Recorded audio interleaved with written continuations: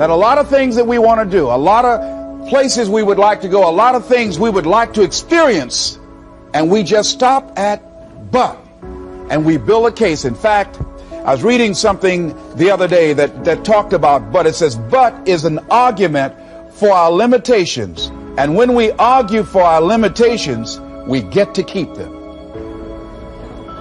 See, but will cause you to procrastinate, but will cause you to hide out behind fear, but will cause you to come up with all type of excuses that you can validate your inaction and not acting on your dream. And right now, more than ever, people need to look for ways to live their dream. People need to look for ways to make it on their own. There is no such thing as job security. There's no such thing as a storm-proof or tragic-proof life. There are no guarantees today, ladies and gentlemen. The illusion is gone. There was a time when we graduated from high school, you were told, go to college and get out, and you go and work for a corporation for 30 or 40 years. They'll give you a gold watch and you'll retire. Special announcement, that day is gone. That day is gone, never to return again. So instead of people living in fear, feeling stressed out, feeling powerless, feeling like victims, I think it should be a time that we need to begin to look at ways that we can become an active force in our own lives. Look at ways when we can decide to take charge of our own destiny. Look at ways when we can decide to design a life of substance and begin to truly live our dreams. And it's time for people to decide, I'm ready to get on with my life. Now, you know, a lot of people say, I'm going to live my life one day when things get right. When I get all my bills paid. When I get my feet on the ground. See, there are no problem-free moments. Always something there to build a case on why you can't move on, why you can't grow to the next level, why you can't begin to manifest your greatness, why you can't begin to live life on your terms. Always something there to block you, to keep you where you are, and keep you from beginning to develop your true greatness.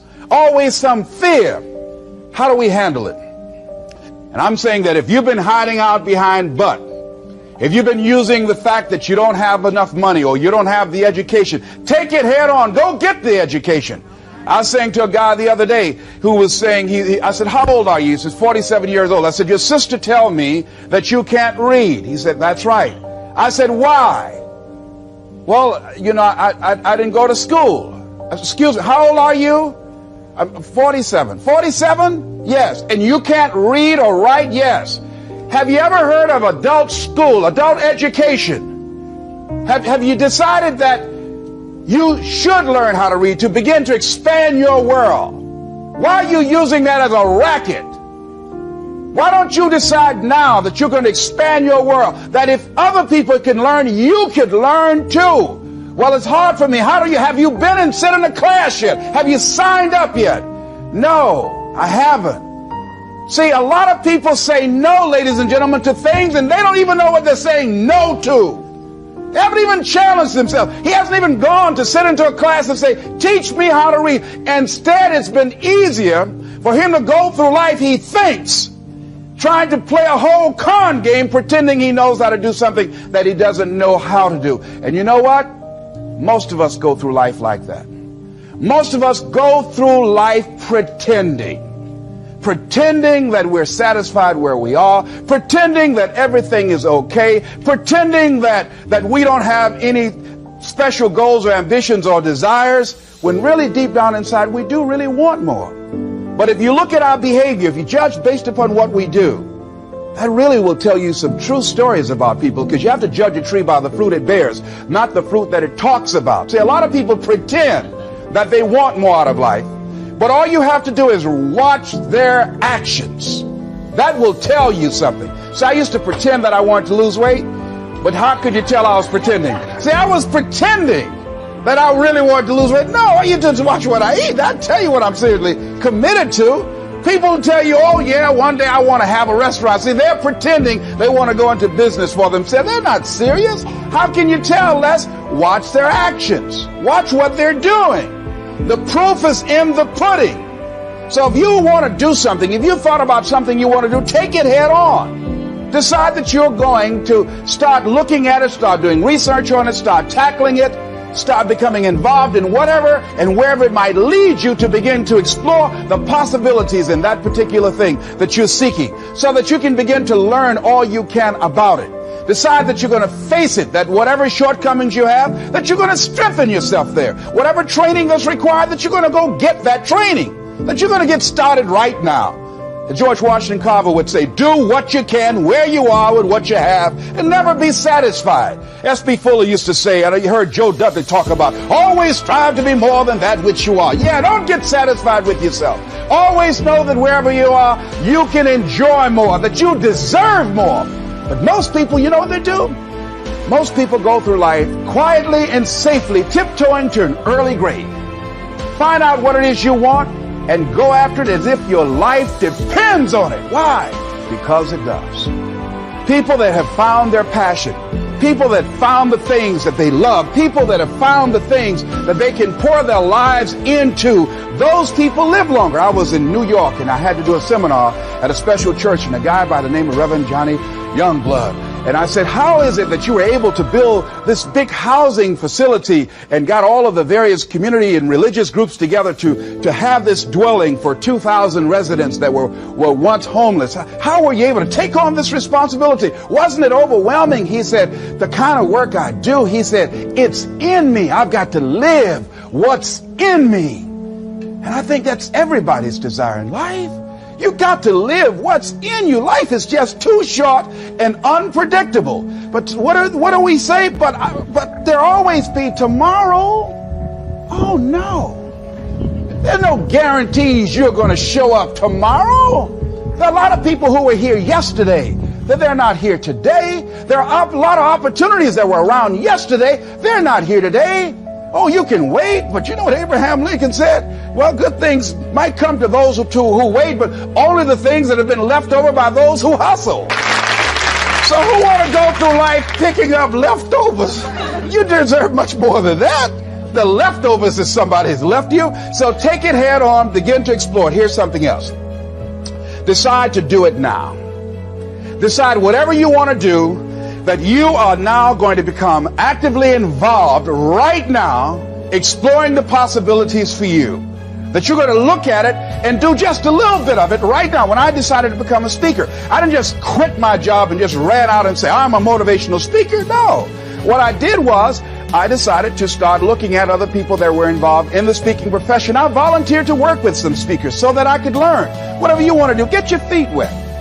Gain some experience doing some volunteer work in the area and find out whether or not this thing you want to do will fit for you. A friend of mine told me he wanted to have a restaurant. I said, have you ever operated a restaurant before?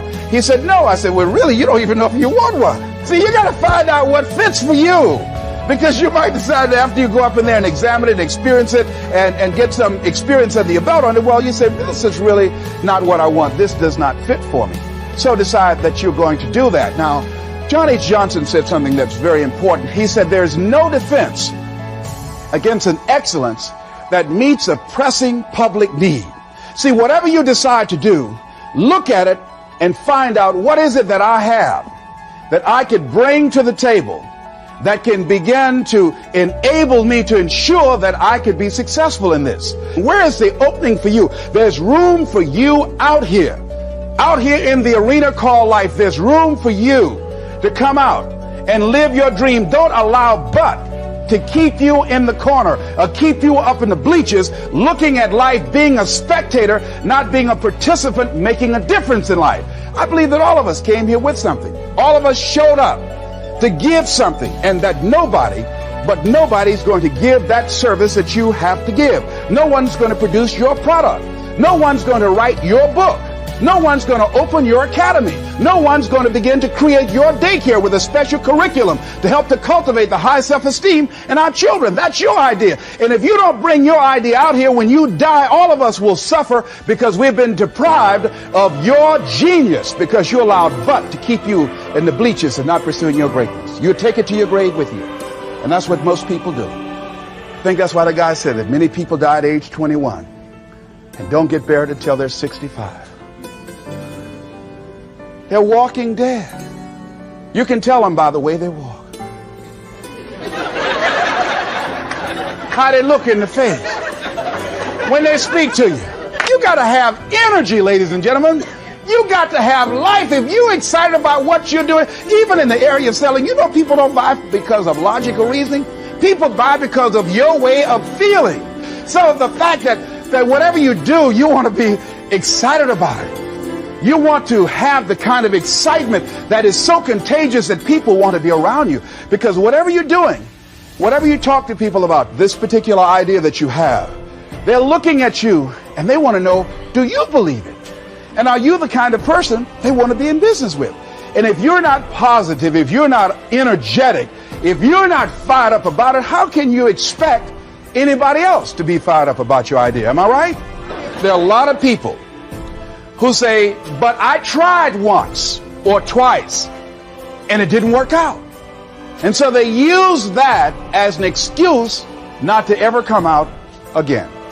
So if you have come out here with an idea and it didn't work out 2 or 3 times, well, that's all right. You're running about average. You know, I heard something, a jarring question. It says, why is it that people prefer known hells to unknown heavens? You know why? Because it's comfortable, ladies and gentlemen. I remember I was in a service once, and I heard Dr. Johnny Coleman give this example. She talked about a man who had been captured behind the enemy lines in a war and was sentenced to be killed or another option. The captain said to the guy, listen, he said, tomorrow morning at 6 o'clock, you can face the firing squad, or you can go out this door over here. And the guy said, what's out the door? He said, no one knows. All we can tell you is just unknown horrors. He thought, and the next morning he selected the firing squad. After the shots rang out, the captain's secretary said, what's beyond that door? And he said, freedom.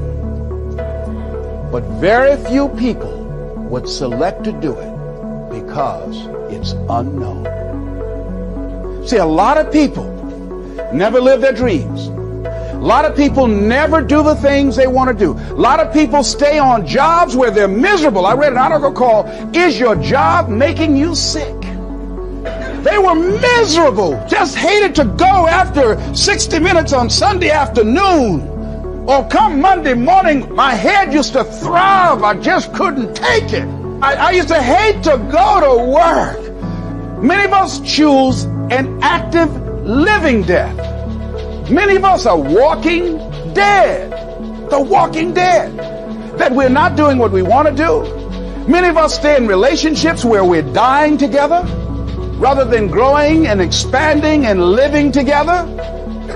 We're miserable, but because we don't have the courage to see ourselves beyond that relationship that has turned toxic, we go through life living dead people.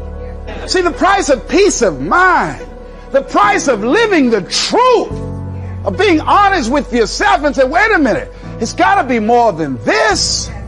So you've got to decide, wait. Even if things don't work out, even if I experience defeat or failure, that does not make me a failure.